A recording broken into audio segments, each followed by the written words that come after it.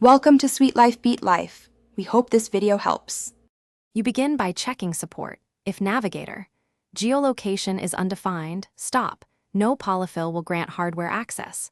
Once supported, request permission immediately with Navigator. Geolocation. Get current position or the permissions API so the OS prompt appears. You should serve over HTTPS and show a brief consent message so users understand why you need location data. Make sure fallback UI exists if denied. Log the permission state and proceed only when granted to avoid repeated prompts and poor UX. Once permission is granted, call Get Current Position for a one-shot fix or Watch Position for live tracking. Choose based on battery and accuracy trade-offs. You will receive a position object with coords, latitude coords, longitude coords, accuracy, and a timestamp. Use accuracy to decide whether to accept or retry.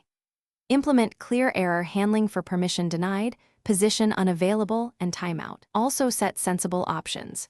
Enable high accuracy when needed, set maximum age, and a timeout to avoid hanging requests while preserving responsiveness.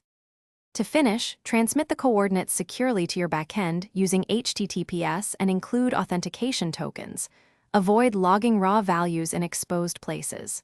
Store only necessary fields, latitude, longitude, accuracy, and timestamp, and apply retention policies to protect privacy. Once done, stop any active watch position to conserve battery. If things go wrong, first verify page served over HTTPS and that device location services are enabled, then confirm you have runtime permission. Also test with different browsers.